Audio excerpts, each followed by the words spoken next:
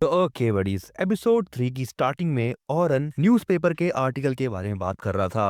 Newspaper के article में लिखा था कि ऑरन को उसकी पार्टी से इसलिए निकाला गया क्योंकि वो वीक है और शायद अब उस पे कोई भी भरोसा नहीं करेगा उस आर्टिकल को पढ़ने के बाद। अगले सीन में ऑरन न्यू मेंबर्स के सामने जैसे ही जाता है तो न्यू मेंबर्स जो है वो ऑरन को देखकर ज्यादा खुश नहीं होते क्योंकि इन सब ने भी उस आर्टिकल को पढ़ लिया होता है। ऑरन इस वक्त पर ये सोच रहा होता है कि सलमा ने कल उसकी कुछ ज्यादा ही तारीफ कर दी थी। तभी थोड़ी देर बाद यहाँ पे सलमा आती है और वो आते ही ऑरन से माफी मांगती है। ऑरन कहता है अभी हमें टीचिंग एक्सपेडिशन पे ध्यान देना चाहिए, ना कि इधर उधर की बातें करनी चाहिए। उसकी बात सुनकर सलमा कहती है उसने ऑरन की इतनी ज्यादा तारीफ जो की थी वो बस न्यू रिक्रूट्स को इंस्पायर करने के लिए की थी। ऑरन कहता है उसे सलमा को पहले ही सब कुछ बता देना चाहिए था अपने बारे में। ये सारी बातें सुनकर सलमा का साथी कहता है चाहे जो भी हो लेकिन ये बात सच है कि ऑरन 94th फ्लोर तक गया है। बाकी लोग भी कहते हैं उन्हें कोई फर्क नहीं पड़ता। अब लोगन ऑरन से पूछता है जो आर्टिकल में बातें लिखी है क्या वो सच है। ऑरन कहता है वो बातें सच है। ऑरन इनसे माफी मांगता है इन बातों को ना बताने के लिए। सोफिया कहती है ऑरन के बारे में जो बातें न्यूज़पेपर में छापी गई है वो बिल्कुल सच नहीं है।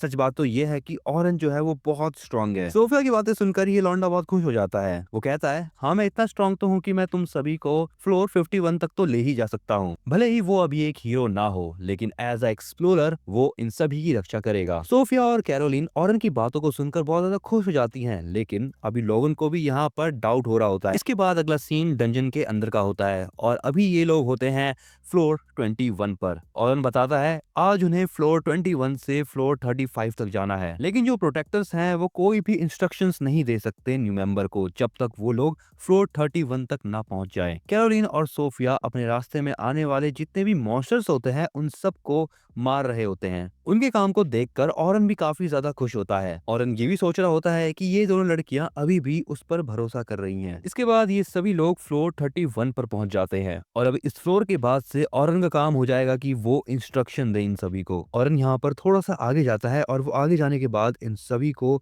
रुकने को कहता है। वो कहता है वो यहाँ पर कुछ मॉन्स्टर्स को सेंस कर पा रहा है। ऑरन के सामने कुछ गॉब्लिन्स होते हैं। ऑरन कैरोलिन से कहता है कि वो उन मॉन्स्टर्स का ध्यान भटकाए। वो भागती है और सीधा जाकर एक गॉब्लिन के ऊपर अटैक कर देती है। ऑरन सोफिया को भी कुछ काम बता देता है जिसके बाद वो लोगन से कुछ कहने वाला होता है, लेकिन यहाँ पर लोगन पहले ही अपने मैजिक को एक्टिवेट कर लेता है। लेकिन ये सब करने के बाद लोगन सोचता है जो ऑर्डर अभी ऑरन देने वाला था वो तो कोई नॉर्मल पर्सन भी दे सकता था।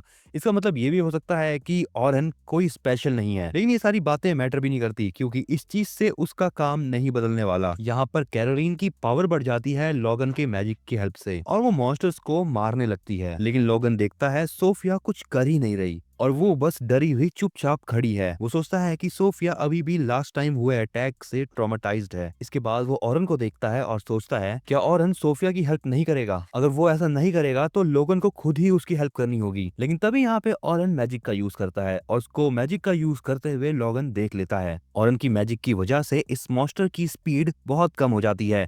तभी ऑरन सोफिया के पास जाता है और उससे कहता है उसे मॉन्स्टर से डरने की कोई जरूरत नहीं है क्योंकि अभी उसके साथ उसके कॉमरेड्स हैं जैसे कैरोलिन और लोगन। इसी के साथ साथ उसके पास ऑरन भी है। ऑरन की बात सुनकर सोफिया बहुत ज्यादा मोटिवेटेड फील करती है, जिसके बाद वो एक फायर मैजिक का यूज कर देती है उस मॉन्स्टर के ऊपर। उसके इस अटैक की वजह से वो मॉन्स्टर पलक झपकते ही खत्म हो जाता है और ये तीनों उसी को देखते रह जाते हैं। ऑरन सोचता है कि उसे किसी ने भी नहीं बताया था कि सोफिया एडवांस मैजिक का भी यूज कर सकती है। लोगन के सामने जो कुछ भी हुआ उन सभी चीजों को देखकर लोगन काफी ज्यादा कंफ्यूज हो जाता है। अगले सीन में ये चारों फ्लोर 35 पर आ जाते हैं और यहाँ पर एक मॉन्स्टर होता है जिसका नाम है डेथ टेरेंटुला।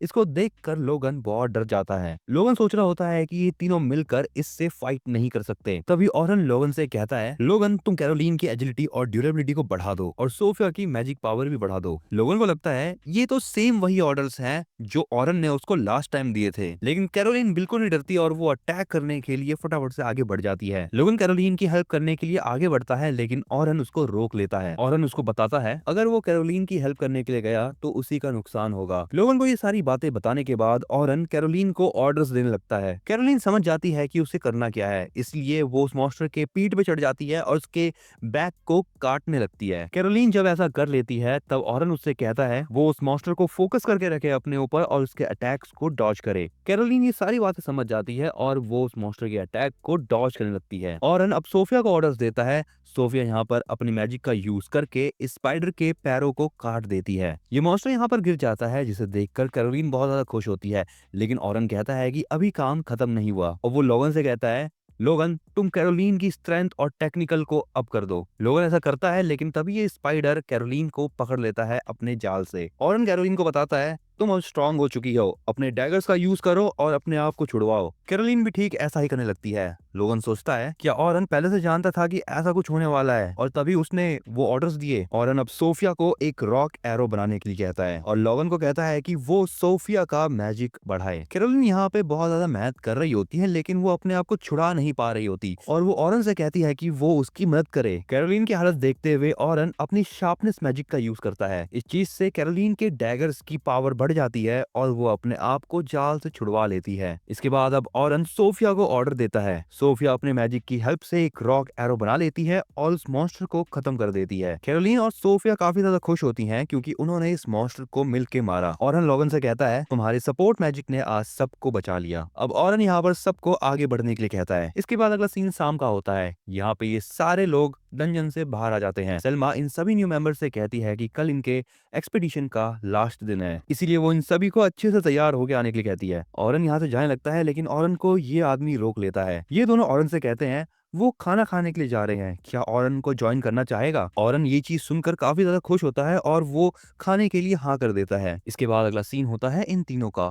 लोगन सोफिया से पूछता है, तुमने कहा था कि तुम्हें ऑरन ने बचाया था। सोफिया कहती है, हाँ, ऑरन ने ही उसको बचाया था, वो भी 3 दिन पहले एक नए डंजन के अंदर। लोगन पूछता है कि क्या वो उस समय पर अकेला था। सोफिया कहती है, हाँ, वो अकेला था। इस बात को सुनने के बाद लोगन और भी ज्यादा डिटेल लेने लगता है ऑरन के बारे में सोफिया से। जैसे कि वो सोफिया से पूछता है, ऑरन ने उस डंजन के अंदर कौन सा स्पेल यूज किया था और उसके लड़ने का तरीका क्या है। सोफिया लोगन को बताती है, उस दिन डंजन के अंदर ऑरन ने विंड टाइप के किसी मैजिक का यूज किया था और वो किसी सपोर्ट मैजिक का यूज कर रहा था अपनी स्वॉर्ड को शार्प करने के लिए। लोगन कहता है, ये स्पेल खाली वेपन्स के ऊपर यूज होता है, ना कि लोगों के ऊपर। कैरोलिन कहती है, हाँ, आज उसके साथ भी सेम कुछ ऐसा ही हुआ। उसके डैगर जो है वो बहुत शार्प हो गए थे, वो भी ऑरन की वजह से। सोफिया लोगन को बताती है, हीरो पार्टी को छोड़ने के बाद वो मैजिशियन से एक फ्रंट लाइन अटैकर बन गया। लोगन सोचता है कि आज ऑरन एक मैजिशियन की तरह काम कर रहा था। लोगन अब सोचने लगता है, आज सुबह वो ऑरन के बारे में बहुत गलत गलत सोचने लग गया था उस आर्टिकल को पढ़ने के बाद, लेकिन ऐसा बिल्कुल भी नहीं है क्योंकि ऑरन सच में एक बहुत कमाल का आदमी है। लेकिन लोगन को ये नहीं समझ आ रहा कि आखिर ऑरन एक फ्रंट लाइन अटैकर क्यों बन गया एक मैजिशियन से। कैरोलिन सोफिया से पूछती है,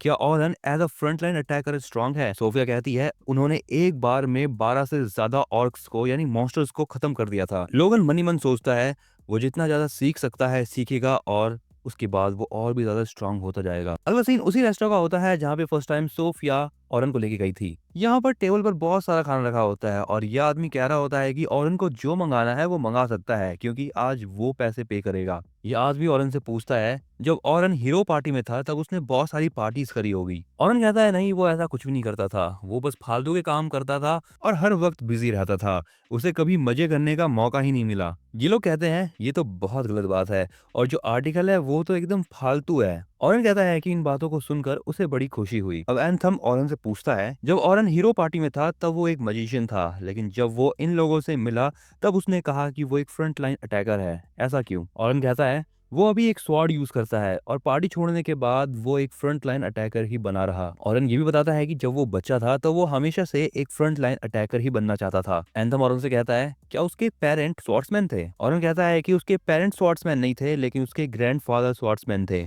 उसके ग्रैंडफादर एक स्वॉर्ड्समैन भी थे और एक एक्सप्लोरर भी। और एक दिन जब उसके विलेज में एक मॉन्स्टर ने अटैक कर दिया था तब उसके ग्रैंडफादर ने ही बस एक स्वॉर्ड की हेल्प से उस मॉन्स्टर को खत्म कर दिया और उन्हीं को देखकर ऑरन का मन किया कि वो एक स्वॉर्ड्समैन बनेगा। एंथम कहता है, अगर उसका इतना ही मन था तो वो एक इंचेंटर यानी मैजिशियन क्यों बना। ऑरन बताता है कि जब फ्लोर के अंदर और भी ज्यादा आप जाते रहोगे तब और मॉन्स्टर स्ट्रॉन्ग आते रहेंगे और वक्त की डिमांड थी कि वो एक इंचेंटर बने क्योंकि वो जैक ऑफ ऑल ट्रेड भी था, इसीलिए उसने चूज किया कि वो एक इंचेंटर बनेगा। एंथम कहता है, अच्छा तो ये बात है, तुम्हारे मैजिशियन बनने के बाद ही हीरो पार्टी 94th लेवल तक जा पाई। ऑरन कहता है, नहीं, ऐसा बिल्कुल नहीं है। इसे कहने के बाद ऑरन कुछ भी नहीं कहता। अब यह आदमी ऑरन से पूछता है कि वो कैसा स्वॉर्ड्समैन बनना चाहता है। ऑरन कहता है कि वो एक ऐसा स्वॉर्ड्समैन बनना चाहता है जो निचले लेवल्स आराम से पार कर ले, वो भी अकेले ही। इसके बाद अगला सीन होता है हीरोज पार्टी का और यहाँ पर ये सभी कहीं पर जा रहे होते हैं और इसी के साथ बडीज यहाँ पर ये एपिसोड का एंड। तुम्हें ये एक्सप्लेनेशन वीडियो कैसी लगी इसके बारे में तुम मुझे कमेंट में जरूर बताना। इस वीडियो को लाइक कर देना अगर तुम्हें ये वीडियो पसंद आई हो तो,